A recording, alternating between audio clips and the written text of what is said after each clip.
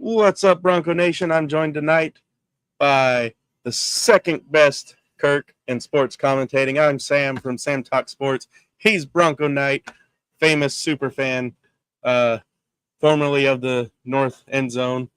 Sad to see that go. Uh, really different looking game, seeing all that construction in the back, but it is what it is. Kirk, how you doing tonight? I've been doing pretty good. Thank you for allowing me to be on here tonight, Sam. It's an honor. Yep. So, first thoughts of the game, knee jerk reactions. What'd you think of tonight compared to last week? Just one of the things that I thought with the initial reaction was that they played with more of a purpose than what they did Yep. with last week, where they were being more aggressive with their play style and their play calling. Yep. I agree. I was talking to my dad earlier in the first half, and he said that they're shifting more. They had more pep in their step. It didn't look like they were playing in quicksand, which I completely agree 100%.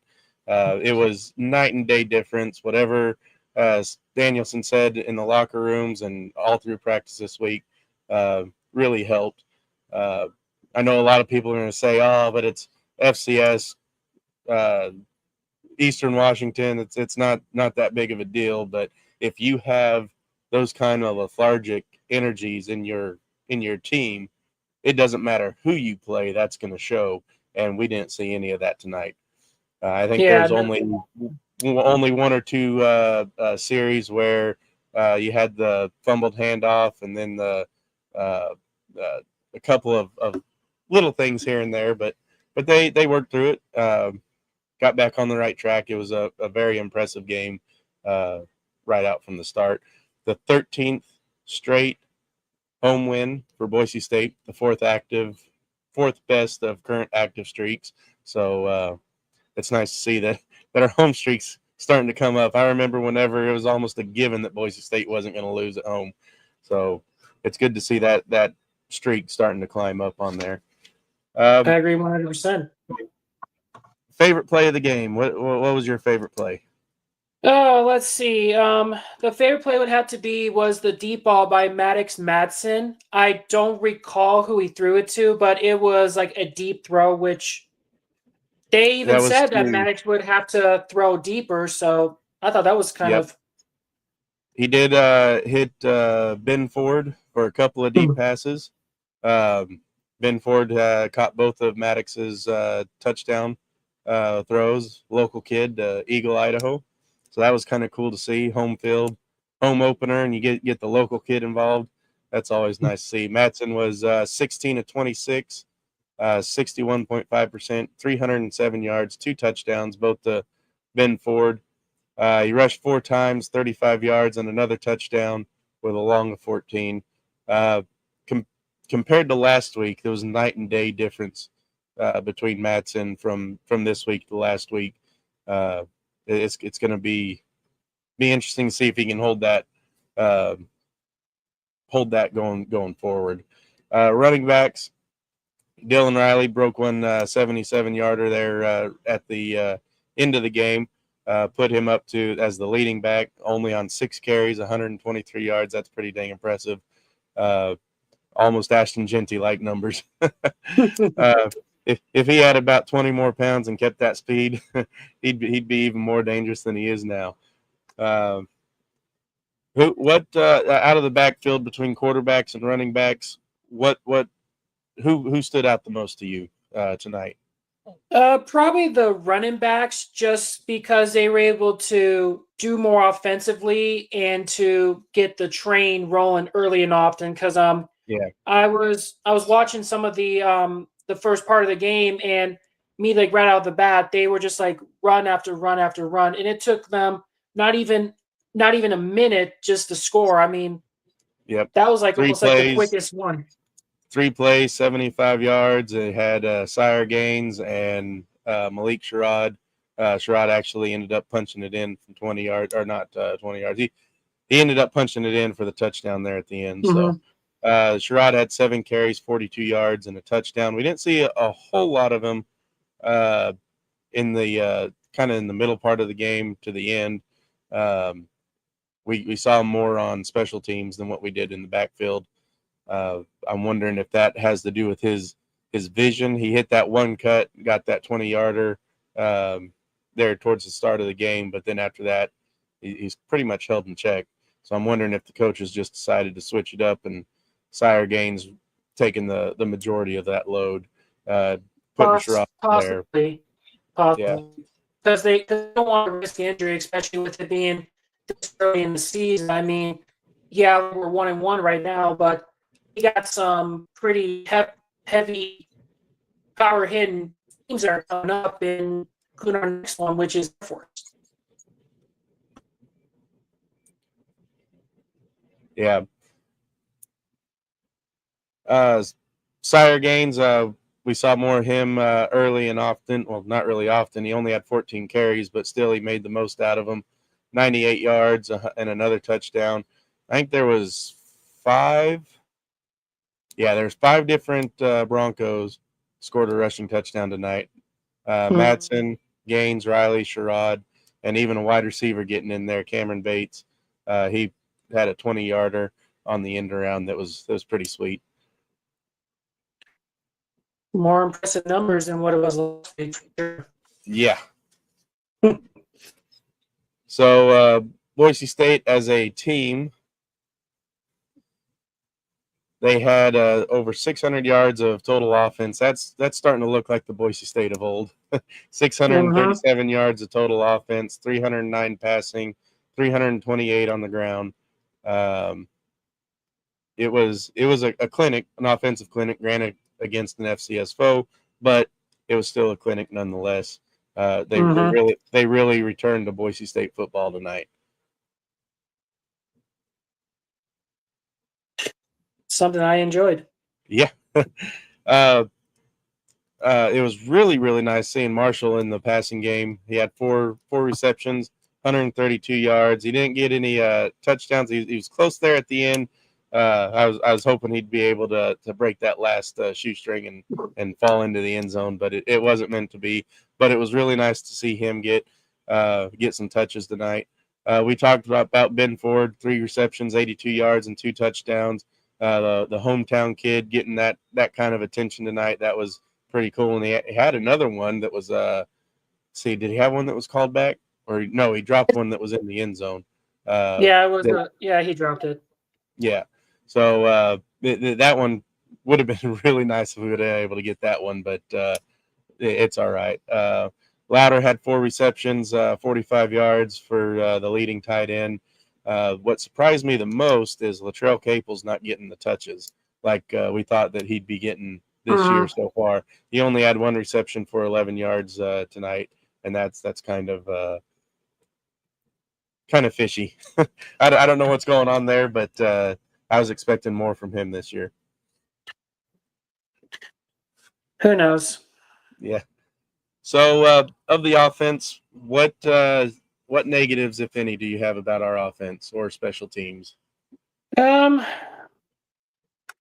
It's kind of hard to pinpoint because I was only able to watch some of it, so I was not able to watch the entire game of it.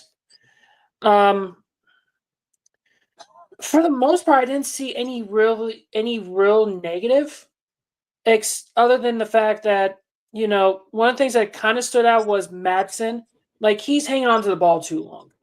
He needs to throw that ball like within not even 2 or 3 seconds, because there's other quarterbacks that are literally throwing them out like within like 2 seconds. Yeah, and I can see that. He still didn't get any sacks tonight. He wasn't sacked at all, which attributes to the line. So that's good there. His passing was a lot better this week than last week. Like, give him credit there. I mean, he was throwing balls where only his guys can get him. Some of them may look behind or just out there, but he was throwing them in spots that they weren't going to be intercepted. And Boise State didn't have any turnovers tonight. They just put the ball on the ground once, but it was recovered. And really, that's about the only about the only blemish on offense tonight was that one. Field goal kicking. it was atrocious tonight. We had the one blocked extra point, 2 missed field goals. It's it was crazy. It gave me flashbacks of Nevada. Yeah, I knew I'd get that reaction. Yeah, let's not get into that, shall we? It's bad enough. Nick and I talked last night in the preview show about Boise State needing to really make a statement. They really needed to cover the spread, and they did that. They didn't just cover it; they went over and beyond, winning 51-14 tonight. Do you see that carrying over into next week? It's hard to say, but in 2 weeks, I should say. Yeah, 2 weeks. I was about to say, yeah, Air Force. We have Air Force coming up. Well, in 2 weeks. One thing we know for sure is that Air Force is not a easy team, especially with that triple option. Yeah. But I can see us having that momentum because, I mean, it's all about going about 1-0 every single week. And for us to actually get that first win, that will actually give them a boost of confidence. And having the bye week may also be beneficial because, for one, that will actually give them a little bit more time to kind of strategize more against Air Force. I think this win going into the bye week, being as dominant as what it was, and being as near flawless offensively as what it could be, I think that's really going to help them going into this bye week and getting prepared. That they have that confidence back. On offense for Eastern Washington, we had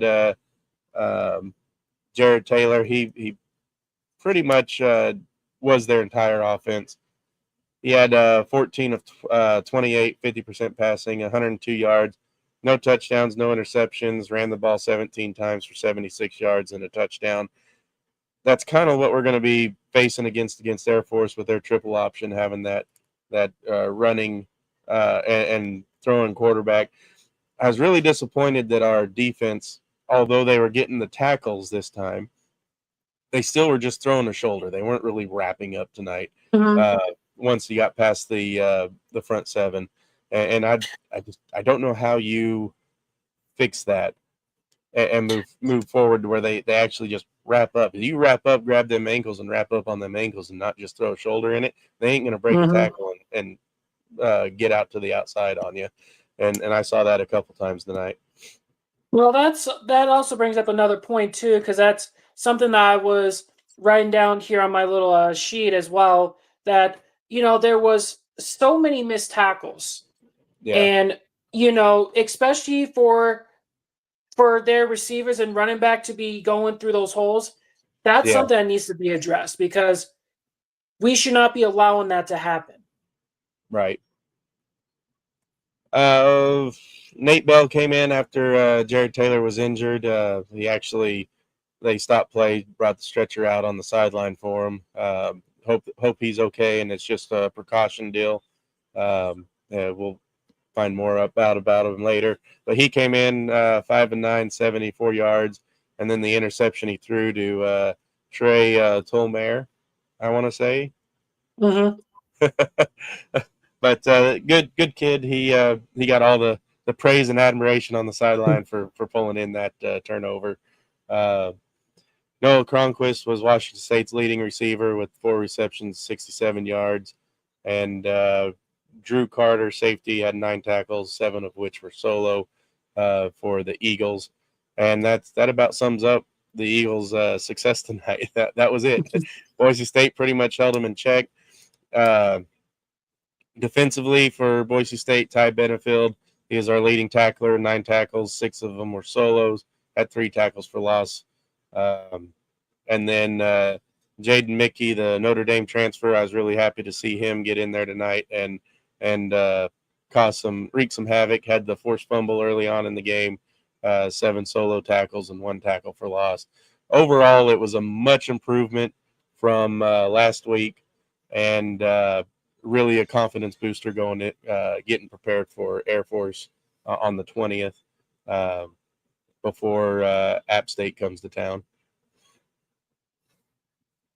Yeah, and Appalachian State is no easy joke either. They've been known to pull off big upsets against big-time opponents. Yep. And we need to, from here on out, has got to be blowout. We got to beat Notre Dame. We've got to and blow out and basically run through the Mountain West Conference, run through the championship game, leave no doubt that game one was a fluke.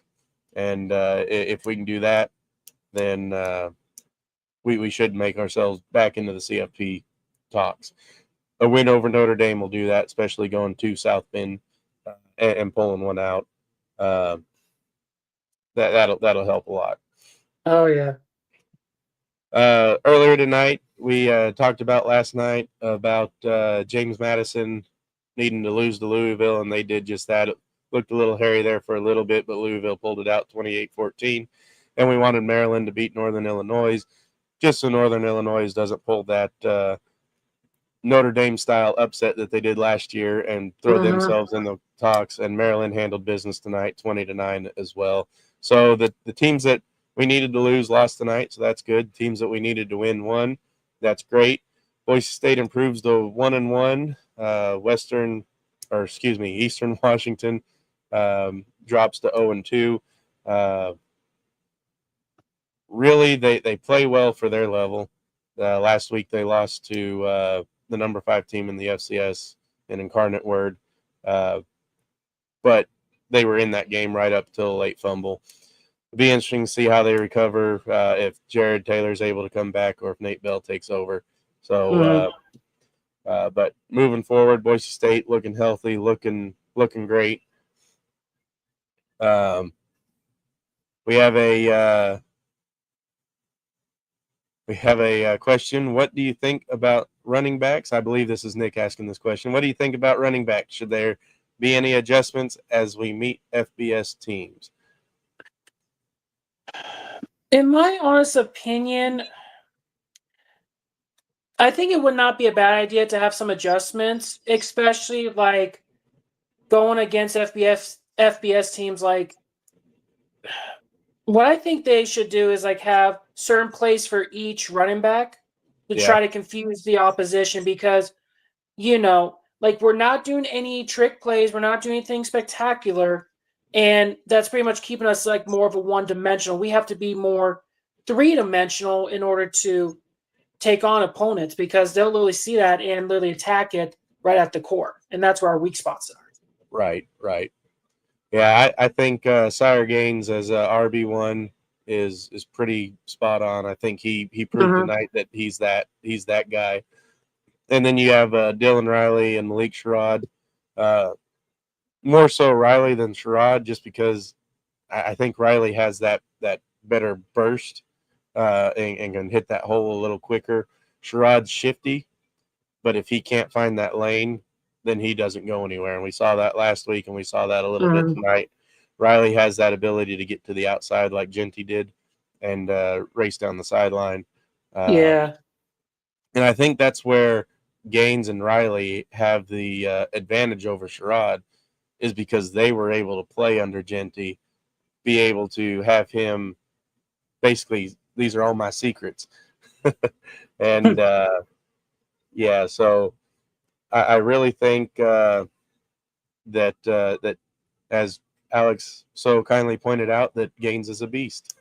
That's a fact. Yeah, but I think that the Gaines and Riley really benefited from playing under Ashton Genty, and it showed tonight. They both had a lot of Genty-like runs, especially Gaines. He had that one where he went up the middle. To Alex's point, yeah, it's like she's in my head. We had that one that went up the middle, and he just drove and just kept driving them legs and kept getting down, and yards after contact was up there where it wasn't last week, and it was really impressive to see tonight. Definitely a much needed victory, especially since this is our final year in the Mountain West. Yes, and that's another thing too, that we're going to have a target on our back from every Mountain West team. They're going to be like, no, you're not going to win this last this last year, it's going to go to someone that's staying in the conference, like a UNLV, and so it's going to be, we're going to get everybody's best shot this year, especially the ones that are staying in the Mountain West. Maybe not so much by the ones going to the Pac-12. So, well, Bronco Nation, if you have any last thoughts, now's your time to throw them comments up, and we'll have a conversation. Kurt, second best Kurt in college sports commentary, Bronco night. What are your closing thoughts about this week, and what are you looking forward to for Air Force? So, just that this week was a much better week, and with the home crowd, it felt really good to be home. Yeah, like there's like an old saying: "There's no place like home," and home cooking. So right. I love me some home cooking. Yeah, I agree. I'm almost wondering if USF came to Boise last week, if that game would have been a lot different, as far as how more energetic we would have been being at home in front of home crowds. But what ifs are like, well, I can't say that on there, so I'm not going to say it. So. But we'll wrap it up here, Bronco Nation. Be on the lookout for more content like this throughout the week. We'll have more preview shows, not this week, but next week, whenever we get ready for Air Force. That game's going to be on CBS Sportsnet at 6 Central, 5 Mountain Time. We will preview that game whenever it gets closer. Be on the lookout for, I might get a wild hair and throw a cheer guide out, and a bye-week cheer guide for the teams that we want to lose in our bye week to give us that upper edge. The main game this week is USF and Florida. That's really going to tell the tale if USF's going to take that CFP front runner spot, and we kind of want Florida to win, because if USF does take that front runner spot, they'll hold our head-to-head and give USF the nod over us. So even though we want USF to, I'm saying the USF a lot, it almost doesn't sound right. Even though we want them to win for our strength of schedule, we want them to lose so that our head-to-head doesn't make a tiebreaker for CFP voting. So with that, Kurt, do you have anything else? No, just study for Air Force and kick living daylights out of them and show them what we're all about. I agree. Well, for Kurt and Nick Wade, who's out there in the comments section, and myself, have a good night, Bronco Nation. Go Broncos. Go Big Blue. Hi, I'm Ron Dorn. I'm president of Blue Elevation. A lot of you have probably heard of it in other sites like Bronco Nation Updates, and I just want to talk a little bit about Boise State football and what we're trying to do to help move the team forward. It's a lot of fun to work with them, but as you know, with the upheaval in college football and the NIL money, we're always needing more, and we're trying to do that by giving more news to you than you can get in other sources, and events that you might be able to attend. And we would just love to see your support, additional support for Boise State, so we can take this to the next level, especially moving into the Pac-12. I see such a bright future for us by doing this. For those of you that are as old as I am, you remember when we had wooden bleachers and we did rodeos in the stadium, and we had good coaches, and we were doing the best we can with what we had. These coaches need that continuated support to make it happen for us. You can see what we've done with what little we've had, but we really need the help, and we just need the commitment, and we need you to get involved with us to push the Boise State program forward. Again, especially going to the Pac-12, and especially the future is out there, and what the basketball team is doing, the women's softball team is doing, and some other sports that I follow. We just want to keep you involved and focused and helping us out any way that you can do that to support our university.